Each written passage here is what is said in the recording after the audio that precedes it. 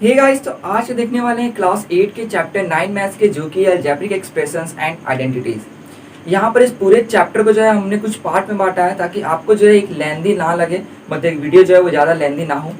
और एक चीज़ और कि यहाँ पर जो है मैंने जो सारे जो जितने भी चीज़ें इस चैप्टर में वो पूरा कवर किया है। इवन इसमें अगर आप डीपली पढ़ते हो तो आपको कुछ ऐसे भी पॉइंट्स मिलेंगे जिसको आप लगेगा कि इसके बारे में ठीक से एक्सप्लेन किया हुआ नहीं है, तो वहाँ पर उस चीज़ को भी मैंने पूरा एक्सप्लेन किया है। इसलिए जब आप वीडियो को अगर देखते हो तो ऐसा नहीं कि आधा अधूरा देख के छोड़ दो, इससे आपको कंफ्यूजन हो सकता है। इसलिए अगर आप वीडियो देखते हो तो इस वीडियो को पूरा देखो, और जो इसके आगे जो जितना भी पार्ट में बनाऊंगा उसका जो लिंक है आपको मैं डिस्क्रिप्शन में दे दूंगा। वीडियो हो सकता है थोड़ा लेंदी हो, बट इतना मैं आपको कंफर्म कर देता हूँ कि इसमें जितना भी कॉन्सेप्ट है वो सारे आपके क्लियर हो जाएंगे। तो चलिए वीडियो को शुरू करते हैं। तो यहाँ पर अगर मैं देखूँ तो आपका अलजेब्रिक एक्सप्रेशन सबसे पहले आता है, इसको हम लोग को जान लेते हैं, इस चैप्टर के नाम से रिलेटेड है। तो इसमें लिखा हुआ है, जिस भी एक्सप्रेशन में आपका कांस्टेंट और वेरिएबल होता है उसे हम लोग अलजेब्रिक एक्सप्रेशन कहते हैं। बुक में लिखा हुआ है कि अलजेब्रिक एक्सप्रेशन को सिंपली हम लोग एक्सप्रेशंस भी कहते हैं। तो ये क्लास 8 है, इसलिए अच्छे से मतलब लिखा नहीं गया है, मतलब कि सिंपली नहीं होता है, पूरा डीपली नहीं बताया गया आपको। तो अगर आप देखो तो अलजेब्रिक एक्सप्रेशन जो है उसके अंदर एक कांस्टेंट और एक वेरिएबल कम से कम होता है। लाइक मैं आपको एग्जांपल देता हूँ, 4x। तो यहाँ पर ये x जो है ये आपका क्या है, वेरिएबल है, और ये 4 क्या है, तो आपका कांस्टेंट है। वही अगर मैं दूसरा आपको एग्जांपल दूं, लाइक 5x प्लस 2, तो यहाँ पर 2 और ये जो 5 क्या है, तो दोनों ही कांस्टेंट है, और ये जो x है ये क्या है, वेरिएबल है। इसके आगे का एग्जांपल देख लीजिए, 2x प्लस 5y। यहाँ पर y और जो x है ये दोनों ही वेरिएबल है, और वही ये जो 2 है और ये जो 5 है ये दोनों ही क्या है, तो कांस्टेंट है। तो बस इतना ध्यान रखिए, अलजेब्रिक एक्सप्रेशन जो है उसके अंदर आपका कांस्टेंट और वेरिएबल होता है, मीन्स उससे जो है ये मिलकर बनता है। तो इसको एकदम ध्यान रखिएगा कि कांस्टेंट और वेरिएबल उसमें जरूरी है। आपका जो एग्जांपल दिया हुआ है, लाइक इसमें जो कि है 3x या y स्क्वायर है, मतलब ठीक है, इसको लेते हैं। तो ये क्या है, इसमें भी आपका जो 3 है ये क्या है, तो कांस्टेंट है, और ये जो x स्क्वायर ये क्या है, वेरिएबल है। ठीक है, तो आप कांस्टेंट और वेरिएबल को जानते भी होंगे, वैसे मैं बता देता हूँ। कांस्टेंट जो होता है उसका वैल्यू फिक्स रहता है, लेकिन भाई जो वेरिएबल है उसका वैल्यू कोई फिक्स नहीं रहता है। लाइक 3 है, उसका वैल्यू फिक्स है कि वो 3 है, ठीक है। बट ये जो x हो गया इसका वैल्यू कोई फिक्स नहीं है कि उसका 2 है, 3 है, 4 है, 5 है, 6 है, ऐसा नहीं हमें पता, इससे उसको वेरिएबल कहते हैं। तो ये आपने जान लिया कि अलजेब्रिक जो एक्सप्रेशन है उसमें कांस्टेंट और वेरिएबल होता है ना। आगे अगर आपसे मैं पूछता हूँ कि क्या 9 या फिर कोई भी अदर लाइक -9 या 3 -4 ये क्या है, क्या ये आपको आप कह सकते हैं कि अलजेब्रिक एक्सप्रेशन है? तो सिंपल सा बात है, आप कहोगे कि नहीं, क्योंकि इसके अंदर वेरिएबल नहीं है। तो हाँ, इस चीज को आप याद रखिए, अभी के लिए जो है इस चीज को याद रखिए। और एक और पॉइंट याद कीजिए कि आपका जो बुक है, मैं वैसे तो आपसे कहूँगा कि आप बुक को सामने रख लें तो ज़्यादा बेहतर रहेगा। आपका जो बुक है उसमें लिखा हुआ है कि अलजेब्रिक एक्सप्रेशन को हम लोग सिंपली एक्सप्रेशंस भी कहते हैं। वो मतलब इसलिए लिखा है क्योंकि आप क्लास 8 में हो, आपको ज़्यादा डीप में नहीं बताया गया है, ठीक है। तो यहाँ पर इस चीज़ को भी ध्यान दीजिए। तो ये जो 9 और -9 है, क्या ये अलजेब्रिक एक्सप्रेशन है? नहीं, ये अलजेब्रिक एक्सप्रेशन नहीं है, बट ये एक एक्सप्रेशन है। तो आप देख सकते हो वहां तो लिखा हुआ है कि अलजेब्रिक एक्सप्रेशन हम सिंपली एक्सप्रेशन भी करते हैं, लेकिन हाँ वैसा लिखा गया है ताकि आप लोग क्लास 8 में तो उतना ज़्यादा आपको नहीं बताया गया क्योंकि। फिर भी इसको ध्यान दीजिएगा कि अलजेब्रिक एक्सप्रेशन में जो है आपका कांस्टेंट वेरिएबल होना जरूरी है, ठीक है। ये भी एक्सप्रेशन है बट अलजेब्रिक एक्सप्रेशन नहीं। तो यहाँ तक आप समझ गए हैं कि आपको बुक में दिया हुआ है कि उसे सिंपली एक्सप्रेशन कहते हैं, बट हाँ डीपली आपको पूरा नहीं बताया गया है। और आप सोचो कि ये वाला एग्जाम्पल मैंने कहाँ से ला दिया, ये तो आपका वहाँ पर एग्जाम्पल में दिया भी नहीं हुआ है बुक में। तो ये एग्जाम्पल जो है एकदम आपको आगे जाकर दिया हुआ है, ठीक है। वहाँ पर भी ये नहीं बताया गया है कि ये अलजेब्रिक एक्सप्रेशन है या फिर एक्सप्रेशन है, बस लिख दिया गया। तो इतना ध्यान रखिएगा कि अलजेब्रिक एक्सप्रेशन में कांस्टेंट वेरिएबल होता है, लेकिन एक्सप्रेशन में जरूरी नहीं है। नाउ आगे हम चलते हैं आपके नंबर लाइन पे जो शो करना है, ठीक है। इसको पहले मैं इरेज कर देता हूँ, ये भीगा हुआ है थोड़ा।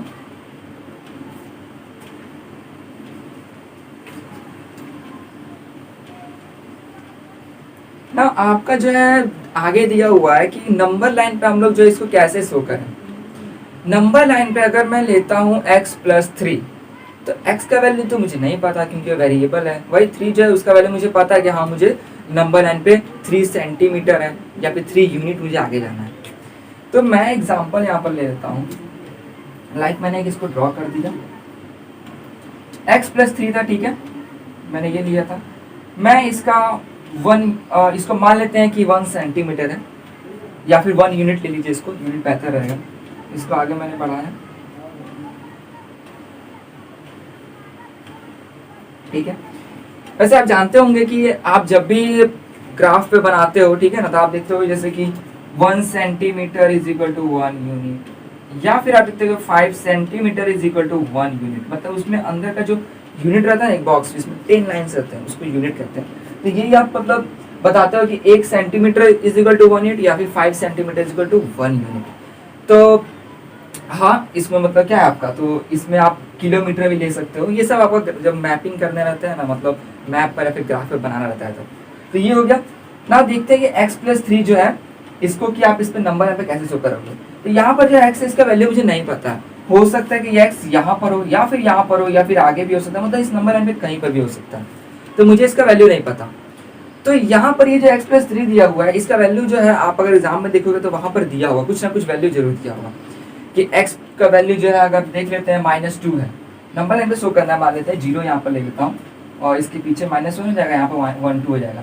माइनस आपको दे दिया कि एग्जाम में कि x का वैल्यू -2 है और इसके आगे 3, तो आप 3 कर दो तो कितना हो जाएगा, 1 हो जाएगा। तो सिंपल सा बात है, आपको 1 यहाँ पर लगाना, इधर क्या आपका x+3 है जिसके अंदर आपका x का वैल्यू कितना है, -2 है। तो ये जो आपको एग्जाम में ऐसा देगा, x का वैल्यू आपको जरूर कुछ ना कुछ देगा, बट यहाँ पर x का वैल्यू हमें नहीं दिया हुआ है, यहाँ पर हमें एकदम नहीं बताया गया। तो x का वैल्यू जो नहीं दिया हुआ था, तो x कहीं पर भी हो सकता है, मैं नहीं पता कि उसका वैल्यू -2 है, 2 3 4 क्या है। तो मान लेता हूँ अगर इसका वैल्यू अगर मैं इसको, ठीक है, अगर मान लेता हूँ x यहाँ पर है, तो x तो चलो मान लिया कि यहाँ पर है, ठीक है। तो इसके आगे मुझे और कितना आगे जाना है, 3 यूनिट और आगे जाना है, +3 है, तो 1 2 3, तो यहाँ पर x+3। वही अगर मैं मान लेता कि x का वैल्यू यहाँ पर है तो मैं इसके आगे गिनता 3, क्योंकि +3 है, 1 2 3, तो यहाँ पर मान लेता x+3। तो बस यही बताया हुआ है, ठीक है, कि x का वैल्यू आपको पता चल जाएगा, उसके आगे अगर +3 है तो आगे जाइए, माइनस रहता है तो थोड़ा पीछे मतलब ये आना पड़ता है। तो यही चीज हो गया ना। इसके आगे आपको दिया हुआ है, इसी को थोड़ा सा हार्ड करके, हार्ड करने का मतलब हार्ड नहीं है, उतना हार्ड नहीं है,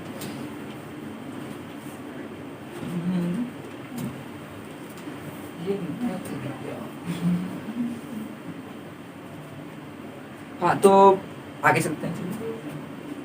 अब मैं यहाँ पर ले लेता हूँ आपका कोई भी एग्जाम्पल हो गया, 4x ले लेता हूँ, ज़्यादा आसान पड़ेगा, +9 ले लेता हूँ, नहीं 9 तो ज़्यादा नंबर आगे नहीं करता, +2 ले लेता हूँ, ठीक है।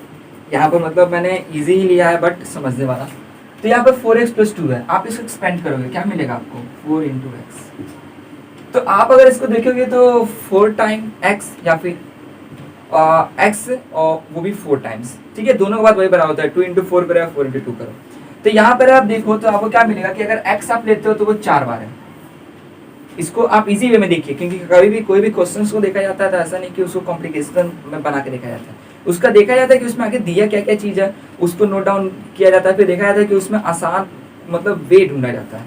तो यहाँ पर भी आप देखिए 4 × x, x का मुझे नहीं पता, तो क्या 4 × 3 2 4 क्या नहीं पता मुझे, लेकिन x × 4 मतलब अगर x कोई एक नंबर है, कोई चाहे 1 और 2 हो, वो कितनी बार, तो 4 बार। इसको ध्यान रखा कि x कोई नंबर है तो वो कितनी बार अकर कर रहा है, 4 बार। नंबर लाइन पे मैंने इसको कर दिया ड्रॉ। नाउ यहाँ पर जो है 4x था, तो अगर यहाँ पर मैं आपका ले लेता हूँ, थोड़ा छोटा ही मैं बना रहा हूँ, ठीक है, वैसे मेरा स्केलिंग ठीक नहीं है, 4 × x है, ठीक है। मान लेता हूँ x का दिया हुआ यूनिट 2, ठीक है, 2 दिया हुआ है, तो यहाँ पर मुझे 2 कितनी बार जाना है आगे, 4 बार। तो अगर ठीक है, मुझे 2 कितने बार आगे जाना है, तो 4 बार। तो मैं यहाँ से ये 1x, यहाँ से ये 2x, ये आपका 3x, ये आपका 4x, इसका आगे कितना है, +2 है, तो यहाँ पर +2। एक चीज यहाँ पर ध्यान दीजिए, यहाँ पर 4 × x लिखा हुआ था, मुझे x का वैल्यू मतलब ऐसे आपको दे दिया जाएगा एग्जाम में, यहाँ पर समझाने के लिए कहा गया कि चाहे x का वैल्यू कुछ भी हो, 2 हो 3 हो 4 हो, तो उसको आगे भी उतना ही कंटिन्यू करना है। यहाँ पर मैंने x का वैल्यू मैंने माना कि चलो हमें 2 दिया गया है, तो मैंने आगे भी 2 ही कंटिन्यू किया, ठीक है।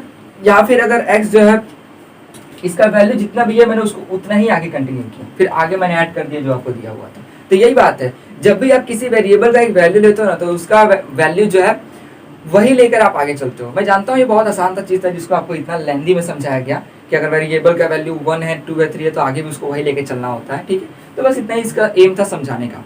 तो आपका यहाँ तक का ये टॉपिक था ना। आगे हम लोग आएंगे तो आपको कुछ और भी चीज़ जानना है, लाइक टर्म्स क्या होते हैं, फैक्टर्स क्या होते हैं, कोफिशिएंट्स क्या होते हैं। तो आइए उसको भी यहाँ पर पहले लिख देता हूँ ना। सबसे पहले आते हैं जो आपका टॉपिक है टर्म्स। पहले मैं आपको समझा दूंगा कि टर्म्स होता क्या है, देन इसके आगे आपको बहुत अच्छी चीज जो आपकी बुक में नहीं समझाया गया है, ठीक है, वो मैं समझाऊंगा। क्योंकि जो कुछ ऐसे भी बच्चे होते हैं जो कि इतना डीप सोचते हैं कि उनको लगता है कि यार ये तो दिया ही नहीं हुआ है, कैसे करें। तो अच्छा मैं इसको पूरा समझाऊंगा। पहले सिंपल समझते हैं कि टर्म्स होते क्या है। तो एक मुझे एक्सप्रेशन दिया गया है 3x + 9, ये एक एक्सप्रेशन मान लेते हैं। दूसरा एक और एग्जाम्पल लूंगा निगेटिव में, मीन सब्ट्रैक्शन वाला, ताकि आप उसको भी समझ सकें ना। एक और है आपका 4x - 3, ठीक है। मैंने 2 एग्जांपल ले लिया बेहतर ढंग से समझाने के लिए ना। यहाँ पर अगर मैं ये साइन लिखता हूँ प्लस और माइनस का साइन, तो देखिए ये जो प्लस और माइनस का जो साइन है ना, इसको आप ऐसे समझिए कि ये जो है 2 टर्म्स को जो कि उसके अगल बगल में उसको सेपरेट करता है। प्लस और माइनस साइन क्या करता है, तो टर्म्स को सेपरेट करता है, अलग अलग करता है। तो यहाँ पर आप देख के बताओ कि भाई प्लस के साइड्स में कौन कौन से आपके टर्म्स हैं, क्योंकि वो टर्म्स को सेपरेट करता है। तो क्या क्या लिखा हुआ है आपका, तो एक 3x है और उसके दूसरे साइड क्या है, तो 9 है। तो यहाँ पर टर्म्स आपके क्या होंगे 3x और दूसरा टर्म क्या हो जाएगा 9। अगर मैं कहूँ यहाँ पर +9 लगाने का, तो आप कहोगे कि जो प्लस होता है वो साइन लगाने की जरूरत नहीं पड़ती है। हाँ सही बात है, जो 9 है ठीक है, अगर कोई एक न्यूमेरिकल वैल्यू है लाइक 1 2 3 4, तो उसके आगे कुछ नहीं है साइन, मतलब वो प्लस होता है। तो अगर 9 में लिख देता है ना डायरेक्ट, तब भी कोई समझ जाता है कि उसके आगे क्या साइन है, प्लस का साइन है। सिर्फ एक न्यूमेरिकल वैल्यू, ऐसा नहीं कि वो कोई एक्सप्रेशन में हो या फिर किसी इक्वेशन में लिखा हो। तो अच्छा हाँ, आपको इक्वेशन एक्सप्रेशन का मतलब मैं समझा दूंगा, पहले आप इसको समझ लो। तो यहाँ पर अगर मैं कोई भी साइन नहीं डालता हूँ और ये एक अकेला नंबर रहता है, ठीक है, लाइक 9 लाइक 10 लाइक 15 ऐसे करके, तो सब समझते हैं कि उसके आगे प्लस का साइन होता है, ठीक है, ये आपको पता भी होगा। तो अगर मैं कुछ नहीं लिखता इसके मतलब क्या है, इसके आगे प्लस का साइन है। सिर्फ एक अकेला रहे, तो ये अगर साथ में रहता है ना तो इसमें लगाना पड़ता है प्लस, क्या प्लस कर रहे हो। तो ठीक है 3x + 9, तो यहाँ पर एक 3x हो गया, एक 9 निकल गया ना। यहाँ पर देखिए माइनस के अगल बगल में क्या है, तो 4x है और क्या है 3 है, लेकिन 3 के साथ कौन सा साइन है, तो माइनस का साइन है, तो -3 हुआ। लाइक यहाँ पर भी हमने देखा तो सही कि इसके बाद में कौन सा है, बट हम इसको भी लेकर चलते हैं कि साइन कौन सा है, तो इसमें भी साइन लेके चलेंगे कौन सा साइन है ना। इसको अगर आप लिखोगे तो आप लिखोगे 4x कॉमा करके 3, तो ये आपका गलत रहेगा। 4x कॉमा करके 3 लिखोगे तो गलत हो जाएगा, क्योंकि आप देखिए यहाँ पर ये जो साइन सेपरेट कर रहा है कौन सा साइन है, तो माइनस का साइन है, तो यहाँ पर माइनस होगा इसके साथ। ये ध्यान रखिएगा, वो माइनस का साइन ऐसा नहीं कि छोड़ दीजिएगा, वो सेपरेट कर रहा है, ऐसा नहीं कि वो अलग ही है। वो जब भी उसको लिखिएगा तो ये जो मतलब जिसके साथ है उसको उसके साथ लिखना पड़ता है। और माइनस का साइन कभी छोड़िएगा मत, ठीक है। माइनस साइन डिनोट करना जरूरी रहता है, चाहे वो कोई भी न्यूमेरिकल वैल्यू हो। प्लस का साइन नहीं भी करते हैं, चलता है अगर एक अकेला होगा, लेकिन माइनस का साइन अकेला भी हुआ तब भी उसको हमें शो करना पड़ता है। तो ये था आपका, मैंने समझा दिया इसमें। वही अगर इसको आप बड़ा कर दोगे, कुछ और ले लोगे 3x + 2y + 9, तो सिंपल सा बात है, प्लस प्लस का साइन में क्या हो जाएगा, तो एक 3x हो जाएगा, एक 2y हो जाएगा और एक क्या हो जाएगा 9 हो जाएगा। वही इसको और बड़ा करो, 4x + 9y - 2z - 3, तो इसको भी नीचे करोगे तो क्या क्या टर्म्स होंगे, 4x होगा, 9y टर्म होगा, -2z टर्म होगा और -3 एक टर्म होगा, ठीक है। तो ये आपका टर्म निकल गया कैसे। लेकिन हाँ, ये मल्टीप्लिकेशन और डिवीजन नहीं चलता है, मैं इसको सब्ट्रैक्शन एडिशन में ही बता रहा हूँ, मल्टीप्लिकेशन डिवीजन के बारे में नहीं बताया गया, उसमें इस तरह से नहीं होता। तो चलो आपने इसको भी ध्यान दिया। आगे लिखा हुआ है कि टर्म्स जो है उसको जोड़ करके हम एक्सप्रेशंस बना सकते हैं। तो चलो उससे पहले कि एक्सप्रेशन मैंने बता दिया, ये कि एक्सप्रेशन है, अब बता देना इक्वेशन क्या होता है। मैंने इसे को नीचे उतार दिया, 3x + 9 को नीचे उतार दिया, ये एक एक्सप्रेशन है जैसा कि मैंने बताया था। लेकिन वही जब इस एक्सप्रेशन में इक्वल टू का साइन लग जाए और कोई आपको यहाँ पर वैल्यू पुट कर दिया जाए, तो ये आपका क्या बन जाएगा, इक्वेशन बन जाएगा। ध्यान रखिए, इसी जब एक्सप्रेशन में इक्वल टू का साइन हो, कोई वैल्यू पुट किया हो, तो क्या बन जाएगा, इक्वेशन। तो ये एक इक्वेशन है। तो एक्सप्रेशन और इक्वेशन में बस इतना ही अंतर है। तो यहाँ तक हमें, हाँ, तो अब एक चीज मैं जो आपको बताने वाला था ये था कि टर्म्स को भी एडप्ट करके जो है आप बना सकते हैं क्या, तो एक्सप्रेशन बना सकते हैं। एक चीज इसको और अच्छे से क्लियरफाई आगे हो जाएगा, मैं वही कहूँगा कि आप बुक खोल के आगे रखिए, ज़्यादा बढ़िया रहेगा। तो यहाँ पर अगर मैं लिखता हूँ कि एक टर्म है 4x, दूसरा टर्म है z, तीसरा टर्म है -3, ठीक है। यहाँ पर जो है टर्म मुझे दिया हुआ है, मैं इसको कैसे ही बना सकता हूँ, ये 4x के बाद -3 डाल सकता हूँ या कोई भी z कहीं पर भी। तो बस ये एग्जांपल में बताने के लिए कहा गया है कि इससे जो है हम एक्सप्रेशन बना सकते हैं, बस बनाने के लिए। तो यहाँ पर अगर इसको एकदम सीक्वेंस वाइज डाल दूँ तो यहाँ पर क्या आएगा आपका 4x प्लस z माइनस 3, क्या बन गया ये, तो आपका ये बन गया एक एक्सप्रेशन बन गया। तो देखिए कि टर्म्स जो है वो अलग अलग दिए हुए थे, उससे भी मैंने क्या बना दिया, एक्सप्रेशन बना दिया। तो यही कहा हुआ है कि टर्म्स को भी हम लोग जोड़ करके मीन्स मिला करके हम उसको एक्सप्रेशन बना सकते हैं। तो आपने ये समझ लिया कि टर्म्स को जोड़ करके हमने एक्सप्रेशन बना दिया। नाउ आपको एक जो एग्जांपल इसमें नहीं दिया गया वो मैं बताता हूँ। यहाँ पर 9 आपने देखा, ये क्या था, एक टर्म था, ठीक है। अब मैं चलो थोड़ा ट्विस्ट करता हूँ, 9 है एक टर्म, एक 3 टर्म है, एक 1 टर्म, ठीक है। तो अब आप इसको क्या कीजिए, चाहे प्लस कीजिए चाहे माइनस कीजिए, कुछ भी कीजिए, ठीक है। मैं प्लस ही कर देता हूँ। क्या आ गया आपका 13 आ गया। तो आपने देखा ये जो 13 है ना, ये भी एक एक्सप्रेशन है। लेकिन हाँ, इतना मैं आपको क्या बताने वाला था कि अगर मैं को ये टर्म दिया हुआ है तो मैं 9 3 और +1 लिख के इतना तक नहीं छोड़ूंगा। कभी भी एकदम ये ऐसे जगह पर छूटता है जहां से ये और ना ऐड हो सके ना सब्ट्रैक्ट हो सके, ठीक है ना। एक्सप्रेशन क्या हो गया, तो लाइक सिंपलेस्ट फॉर्म नहीं कहते हैं कि सबसे सिंपलेस्ट फॉर्म में आ गया। इसी का भी इसमें क्या ये ऐड हो सकता है, तो इसको मैंने ऐड कर दिया, फिर लिख दिया 13, तो ये आपका क्या बन गया, तो एक एक्सप्रेशन बन गया। ये भी एक एक्सप्रेशन ही है, आगे आपको पढ़ना है मोनोमियल में करके, जिसके अंदर सिर्फ एक टर्म होता है। तो ज्यादा कंफ्यूजन नहीं हो आपको, इसमें बता देता हूँ। तो ठीक है, यहाँ पर ये हो गया एकदम अलग। लेकिन भाई अगर मैं इसको भी देख लूँ, एक और एग्जाम्पल इसी के साइड कर लूँ, लाइक आपको दिया हुआ है 4x 3x और z। तो ऐसा नहीं कि मैं खाली इसको 4x plus 3x plus z लिख दिया, ठीक है, और उसके बाद छोड़ दिया इसको यहीं पर। एक्सप्रेशन तो बन गया ये, बट गलत हुआ, क्योंकि जब ये ऐड होने वाला है तो इसको मैं ऐड करूंगा, सब्ट्रैक्ट होने वाला होगा तो मैं इसको सब्ट्रैक्ट करूंगा, उसको सिंपलेस्ट फॉर्म में ला दूंगा। तो यहाँ पर मैंने इसको सिंपलेस्ट फॉर्म में लाया तो क्या हो गया 4 3 7x प्लस 2 बन गया एक्सप्रेशन। तो ठीक है ना, तो उसको सिंपलेस्ट फॉर्म में रखना जरूर होता है। वैसे भी ये सब सिंपलेस्ट फॉर्म में रहता है। ये सब क्या है, तो आपको कंफ्यूजन ना हो इन सब चीज़ से, इसलिए मैं बता रहा हूँ। आगे तो आपने टर्म्स को देख लिया क्या होते हैं, टर्म्स को एडअप करके मीन्स जोड़ करके जो है हम लोग बना सकते हैं कि एक्सप्रेशन में अगर वेरिएबल और कांस्टेंट होता है तो वो अलजेब्रिक एक्सप्रेशन होता है। वही अगर वेरिएबल और नहीं होता है, सिर्फ कांस्टेंट होता है, तो वो एक एक्सप्रेशन होता है, बट अलजेब्रिक एक्सप्रेशन नहीं होता है। बुक में कहा गया है कि अलजेब्रिक एक्सप्रेशन को सिंपली एक्सप्रेशन भी कहते हैं, बट उतना वेल डिफाइंड नहीं है, क्योंकि क्लास 8 में आपको ये सब बताया जा रहा है। तो इसलिए जो होता है कभी कभार अलजेब्रिक एक्सप्रेशन जो चैप्टर है, इसमें बहुत लोगों को बहुत कंफ्यूजन भी आता है इस सब चीज़ को लेकर। तो ये हो गया ना। इसके आगे हम लोग आते हैं जो कि टॉपिक है फैक्टर एंड कोफिशिएंट। पहले इसको मैं इरेज कर देता हूँ ना। तो आपको मैंने टर्म्स बता दिया था, टर्म्स से ये बता दिया कि इससे एक्सप्रेशन बन सकता है। नाउ आगे ये मैं बताने वाला हूँ कि फैक्टर्स क्या होते हैं। तो उसके लिए टर्म्स का एग्जांपल ये रहता है, लाइक आपने देखा था 3x प्लस 9 जो था, उसमें आपका टर्म्स क्या क्या था, तो 3x था और 9 था। वही फैक्टर एक और मैं लिया था, ऐसे 4x माइनस 2 मान लेते हैं लिया था, तो यहाँ पर 4x हो गया और एक -2 हो गया। तो जो फैक्टर्स होते हैं ना, उसको इसी में से टर्म्स में से निकाला जाता है। लाइक मैं 3x को एक्सपेंड कर देता हूँ तो 3 into x, तो the factor of 3x is 3 into x। और factor of 9 is 9 into 1, but 1 को लेकर हम नहीं चलते, क्योंकि वो मानिए तो सबके साथ मल्टीप्लाई हो सकता है, इसमें भी 1 लगा दो, कोई वैल्यू चेंज नहीं होगी। तो यही बात हुआ। तो इसमें क्या आ जाएगा आपका, 9 जो है उसमें खुद का वो, उसमें जो फैक्टर हुआ वो 9 खुद ही हुआ, ठीक है। यहाँ पर आए तो इसको मैंने एक्सपेंड किया तो इसका 4 into x हो गया, तो the factor of 4x is 4 into x, and इसका क्या हो जाएगा, मतलब वही 4 और x हो गया, इसमें 3 और ये हो गया, इसमें केवल 9, इसको 1 नहीं लिखो चलेगा, इसमें -2। तो ये हो गया फैक्टर ऑफ 4x क्या है, 4 और x। उसी चीज को नीचे करके एक्सपेंड करके तोड़ ना। आपका फैक्टर्स भी आप समझ गए कि ठीक है ना, फैक्टर्स भी इसमें से कैसे हुआ ना। इसके आगे मैं आपको टॉपिक देखता हूं तो वो आपका कोफिशिएंट का टॉपिक, ठीक है। तो कोफिशिएंट, तो कोफिशिएंट समझ जाइए कि कभी भी वेरिएबल हो गया ना, वेरिएबल, ठीक है, उसके आगे एक न्यूमेरिकल वैल्यू होता है, तो वो होता है कोफिशिएंट। एग्जांपल ऊपर आपका दिया हुआ है 3x, ठीक है, x एक वेरिएबल है, उसके आगे कौन सा एक न्यूमेरिकल वैल्यू है, तो 3। तो यहाँ पर जो है the coefficient of 3x is 3।